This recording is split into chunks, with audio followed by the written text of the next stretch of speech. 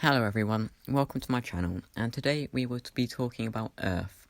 More specifically, how does it actually have life?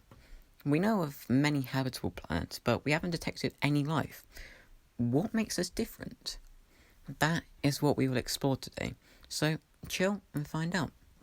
The first point we were talking about is Earth's distance from the Sun. Now, the Sun is our source of heat, and technically the source of our life. Now, the reason this is important is because to have life, water is needed, and for water to be present, a certain surface temperature must be met. Too hot, you get water vapor. Too cold, you get ice.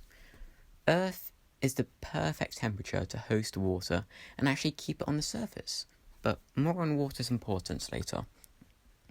Our next point is Earth's magnetosphere. Now, before we can discuss this, we must discuss what is actually comes from the sun.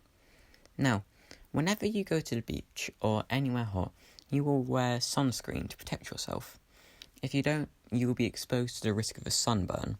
Now, simply put, this is where ultraviolet radiation comes in and damages the skin's layers, leading to pain. This is only on a small scale.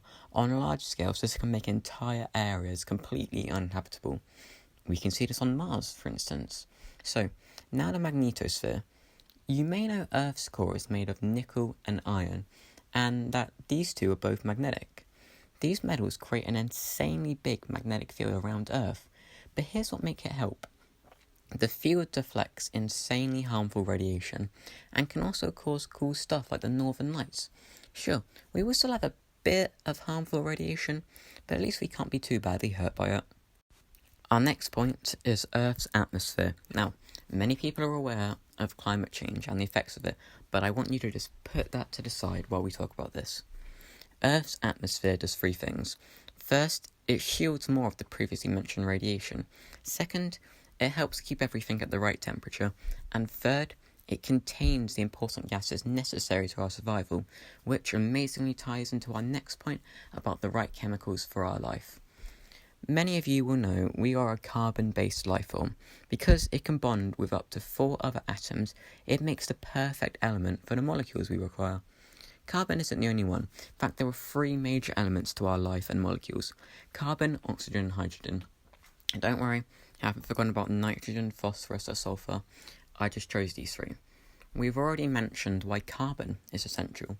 Now, for oxygen and hydrogen. First off, we need oxygen to be alive because our cells need to respire. This requires oxygen. Oxygen is also important because it combines with hydrogen to make water. Water is the most important chemical of life. Now, I could probably make an entire video about water's importance. If you'd like to see that, then leave a comment. Anyway, water is important to the process of osmosis, which is vital to plant life as it enables them to gather necessary nutrients. Water can absorb a lot of energy, and so it is important to regulate our body temperature. It is also important for us to sweat. Now, we have covered many important aspects of life, but there's still one aspect: time. Earth is 4.453 billion years old, and it took around 800 million years for life to even begin. Before we go on, that number fluctuates massively depending on sources and is constantly being updated. And the rest of that time for us to go from amoeba to intelligent creature. Now, compare that with our life expectancy. That's roughly 80 years. There simply might just not be enough time for life to form in our life to be able to observe it.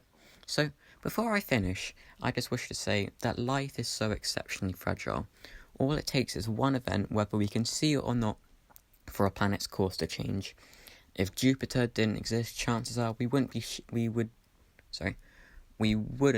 because it shielded us from asteroids. Imagine if an asteroid hit us a few billion years ago. That little change could mean I wouldn't have made this video, and you wouldn't have watched it. Speaking of watching it, if you enjoyed, could you subscribe? Thanks.